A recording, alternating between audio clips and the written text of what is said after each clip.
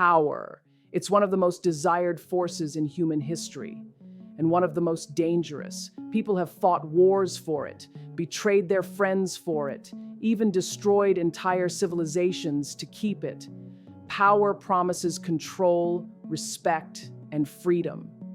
But it also carries something darker hidden inside it. Because time and time again, history shows us a disturbing truth.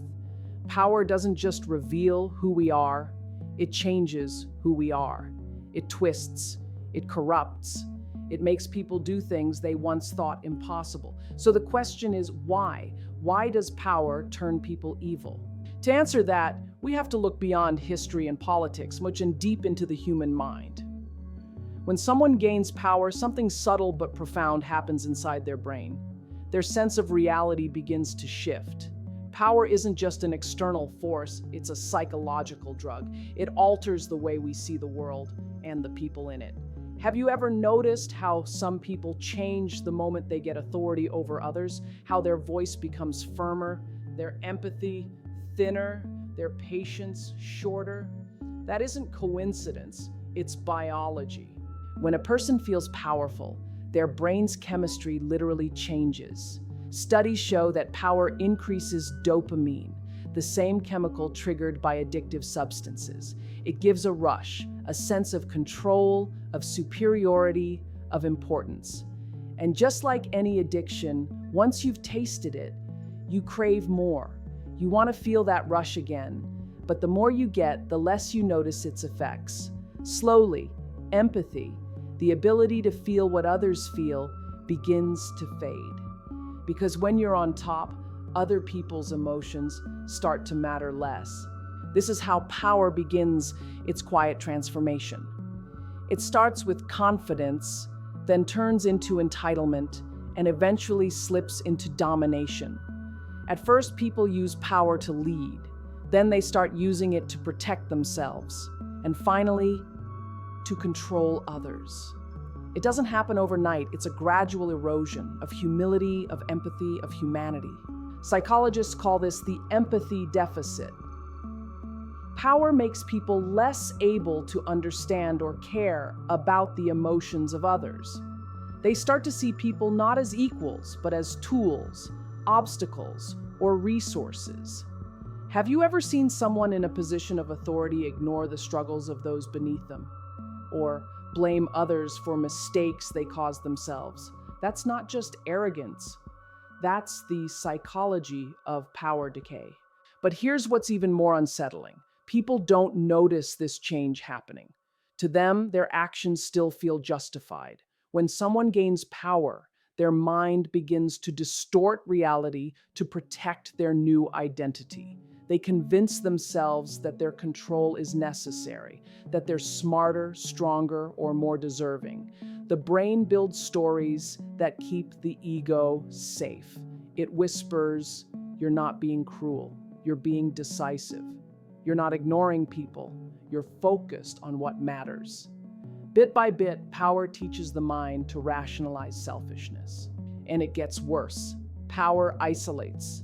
The higher people climb, the fewer who dare to challenge them. Critics disappear. Honest feedback fades.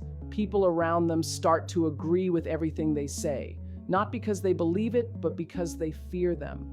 And when you're surrounded by constant agreement, your perception of reality warps. You stop questioning yourself. You stop listening. You start believing that you can't be wrong, that your decisions are always justified, that you're somehow above the rules. That's when power truly becomes dangerous, because at that stage, morality bends. Power gives permission. The same person who once condemned lies, greed, or cruelty might now justify them as necessary. They say things like, "It's for the greater good," or "This is how the world works." And when you believe that your position gives you moral exemption, that's when power has fully consumed you. Think of the dictators, the corrupt leaders, the ruthless CEOs, the abusers of authority. They weren't born that way. Most started with good intentions. Many believed they were helping. But power doesn't corrupt all at once. It whispers, it seduces, it feeds the ego while starving the soul. Every small compromise of conscience seems harmless at first, but each one adds up until one day the person looking back in the mirror is unrecognizable. But let's pause for a moment and ask, does power truly corrupt everyone, or does it simply reveal what was already there? Maybe power doesn't create evil. Maybe it removes the fear of showing it. Think about it. When people have nothing to lose, they hide their darker impulses. They fear consequences. But when they gain power, that fear fades. They start to believe they're untouchable. And when accountability disappears, the mask comes off. The true self, or perhaps the worst self, emerges. So maybe power doesn't change people. Maybe it just gives them permission to be who they really are. But then again, power also shapes the environment that shapes the mind. The more you're obeyed, the more you start to feel godlike. The more others depend on you, the more you start to believe you're irreplaceable. You stop seeing yourself as one among many and start seeing yourself as the one. That's how power breeds delusion. But what's fascinating is that not everyone falls victim to it. Some people hold power and stay kind. They lead with empathy and restraint. What makes them different? It comes down to self-awareness and humility, the ability to question oneself even when no one else will. The power-hungry mind seeks control over others. The wise mind seeks control over itself. The difference between the two is the difference between corruption and character. Yet power is a test most people fail because it feeds the ego in ways that feel good. The praise, the control, the comfort, it's intoxicating. You start to believe you deserve it, that you earned everything you have, that those beneath you are somehow less deserving. Slowly, gratitude turns into greed. Leadership turns into dominance. Influence turns into manipulation. And before long, the pursuit of good becomes the pursuit of more. More control, more wealth, more recognition. But ask yourself, what happens inside the mind when it gets too much power? What does it do to the soul? Imagine having absolute control, no one to stop you, no one to question you. At first, it might feel liberating, but eventually, it becomes corrupting. Because humans need limits. Boundaries keep us moral. Consequences keep us humble. Without them, we lose touch with empathy. We forget what pain feels like. We forget how fragile others are. Power without limits dehumanizes both the ruler and the ruled. In psychology, there's something called the dark triad: narcissism, Machiavellianism, and psychopathy. These traits thrive in environments of unchecked power. Narcissism feeds the ego. Machiavellianism manipulates others. Psychopathy silences empathy. And when all three combine under authority, the result is terrifying. History's most monstrous leaders all shared this psychological pattern. But remember, those patterns exist in all of us to some degree. Power simply amplifies them. That's why power feels so dangerous. Because it's not just them, it's us. We all crave it in some form. Control over our lives, our relationships, our futures. And yet, the moment we get it, the same transformation begins.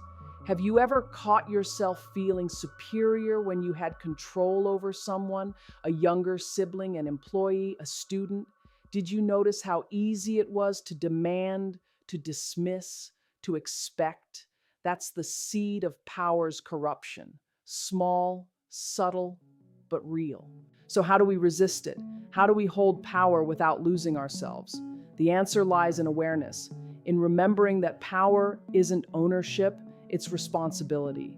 The most dangerous lie power tells is that the world revolves around you, but it doesn't.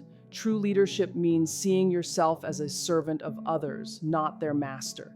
It means surrounding yourself with people who challenge you, not those who flatter you. It means remembering that power isn't a reward for greatness. It's a test of character. Yet few people pass that test because power blinds. The longer you have it, the more it shapes your perception. You start to see yourself as separate from others, more deserving, more capable, more right. You stop listening, you stop learning, and slowly you stop caring. Power's greatest tragedy is that it kills empathy, the one thing that keeps us human. Without empathy, cruelty feels rational, exploitation feels efficient, domination feels natural, and that's how good people become unrecognizable. But here's something worth thinking about. Do we as a society also enable this corruption? We worship the powerful. We admire dominance. We equate wealth and status with intelligence and success. We feed the illusion that those with power are better than those without it. In doing so, we don't just let power corrupt people, we help it. We build systems that reward control over compassion. We celebrate arrogance disguised as leadership. And then we wonder why the world feels cruel.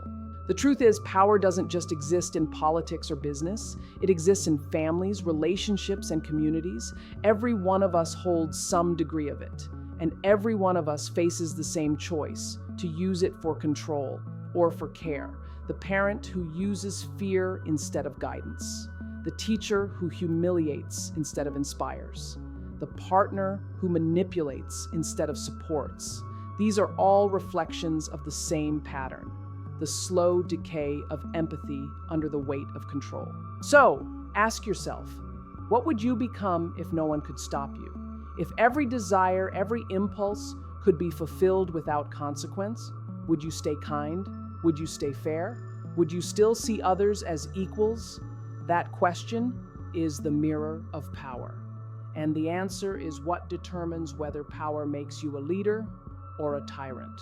Because power itself is neutral. It's not good or evil. It's a force, like fire.